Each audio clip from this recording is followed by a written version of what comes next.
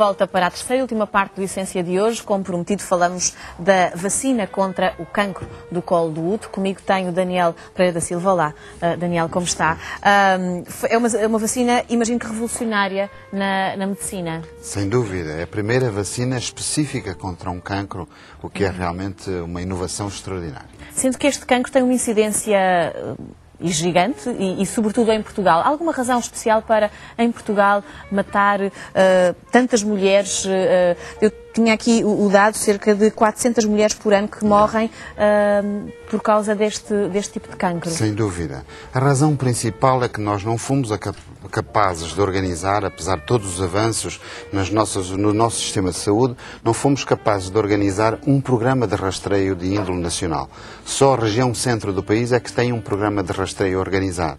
No norte e no sul, o rastreio faz-se de forma, pontual, consoante a médica vai, portanto, não é regular. E ele, para ser válido, tem que ser regular. A citologia tem que ser feita com regularidade. Nós falamos muitas vezes, e às vezes estas questões também são, as pessoas tomam mais atenção às doenças conforme elas são mais ou menos mediáticas. Falamos muito no cancro da mama, mas o cancro do útero tem uma prevalência também grande e tem provavelmente um rastreio não muito difícil de fazer. Sem dúvida. É o único cancro, pode-se dizer, é o único cancro que é capaz, suscetível de prevenção. Porque, infelizmente mesmo para o cancro da mama, ele é suscetível de um diagnóstico precoce, não de uma verdadeira prevenção. Ora, no colo do útero nós conhecemos, sabemos quais são as lesões pré-cancerosas, aquelas que é possível detectar, que é possível tratar sem grande incómodo para a mulher, preservando toda a sua capacidade funcional, em termos sexuais, em termos de fertilidade. Mas isso só é possível se ela for ao médico a tempo e horas, se a citologia se fizer a tempo e horas. Quando estamos a falar dessa prevenção, estamos a falar de um exame muito simples, que é a citologia, que detecta um vírus muito comum também em quase todas as mulheres. Sim. E que pode ser o causador deste tipo de cancro. A citologia detecta células alteradas por esse vírus. A citologia não detecta propriamente o vírus. Portanto, o vírus, como qualquer de nós, é suscetível ao vírus. Que vírus é esse? É o papilomavírus humano. Algumas pessoas conhecem por HPV, apenas pelas siglas. Ora, qualquer de nós tem uma probabilidade, até aos 50 anos, 70% da população ter tido contacto com o vírus. Portanto, é muito prevalente.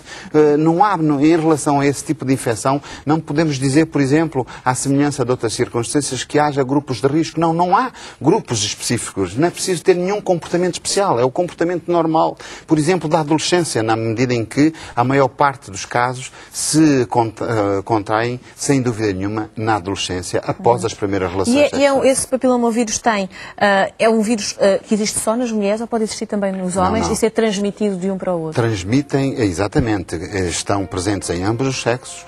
O contágio é preferencialmente sexual, não é preciso que haja uma relação sexual consumada, basta que haja um contacto. A transmissão é muito fácil, não é? Daí que muitas vezes possa aparecer inclusivamente em crianças, também é possível, embora seja naturalmente mais raro.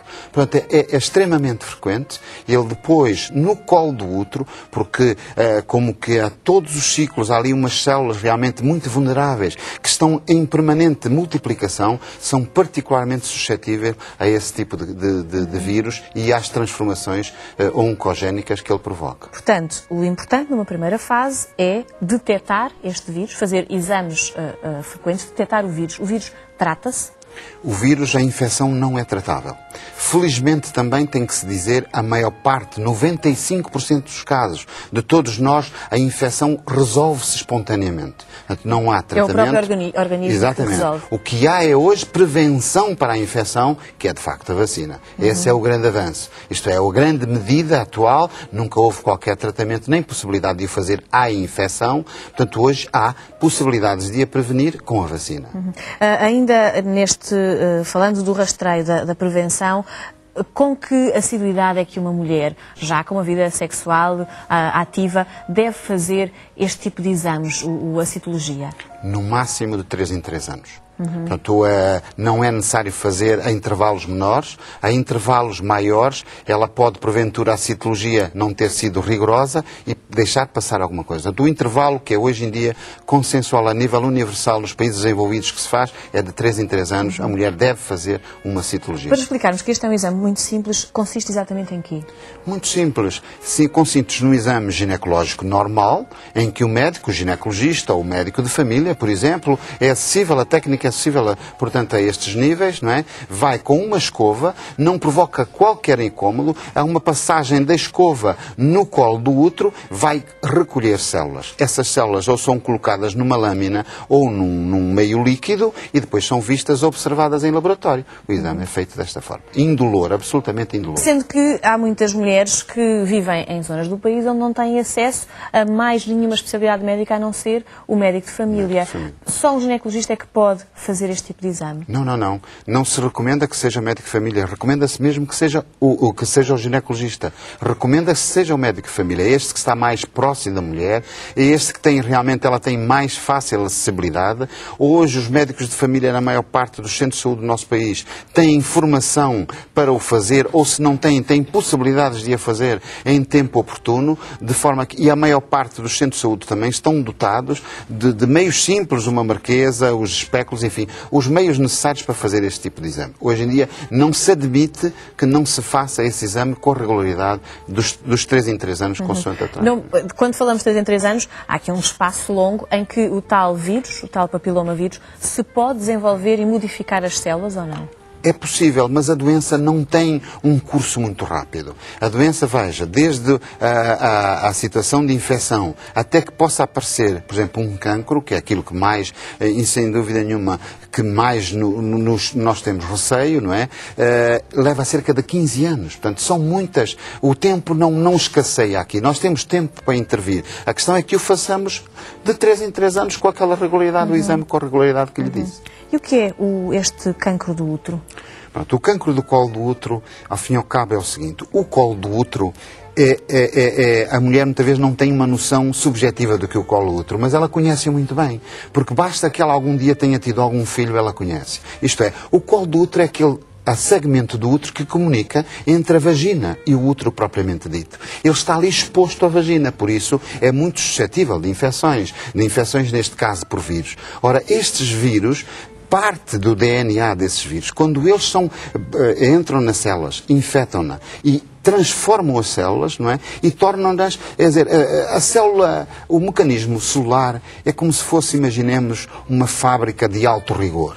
Em essa fábrica, de X em X segundos, por exemplo, ela para rever o seu processo de formação de fabrico.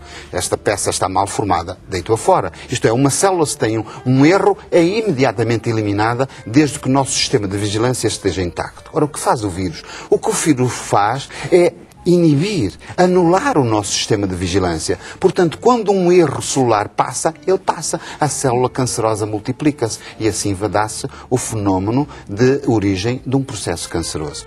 Esse processo é completamente assintomático, não tem sintoma nenhum, não tem sinal nenhum. E é assim durante 5, 10, se for preciso 15 anos. Se a mulher não fizer a citologia, ela não dá conta do processo. Ora bem, agora nós felizmente temos um novo grande instrumento, que é de facto a vacina, que se mostrou 100% eficaz para inibir a infecção provocada pelos vírus 16 e 18, que são aqueles que são os responsáveis por 75% dos casos dos cancros invasivos. A informação que existe também sobre esta vacina, para além de ser, enfim, uma medida revolucionária e que provavelmente vai alterar estes tristes números em relação ao cancro do colo do útero, é que ela tem que ser tomada precocemente, ou seja, não está acessível a mulheres maduras, está acessível apenas a jovens, muito jovens. Não, os estudos que se fizeram foi entre os 9 e os 26 anos de idade. E entre os 9 e os 26 anos de idade, o que é que sabemos? Sabemos que a vacina é capaz de induzir imunidade, isto é, anticorpos, não é? Em maior concentração nos jovens, até aos 16 anos. Mas continua a provocar imunidade e a ser 100% eficaz, sob o ponto de vista clínico, até aos 26 anos de idade. Portanto, a vacina é hoje recomendada até aos 26 anos de idade. Portanto, não é na mulher com mais idade do que os 26. Porquê? Porque não há ainda estudos. Não sabemos. Como a imunidade baixa com a idade, temos receio e não podemos fazer neste momento, de, por exemplo, indicar a uma mulher com 35 ou com 40 anos, porque não sabemos se ela ainda é eficaz nessa altura. Porque, obviamente, não podem dar essa garantia. Mas se alguma mulher portuguesa, já que a vacina foi lançada agora em Portugal, quiser voluntariar-se para a tomar, tem contraindicações ou não? Não tem contraindicações. Neste momento, mas tem que ser com recomendação médica. E tem que ser com recomendação médica.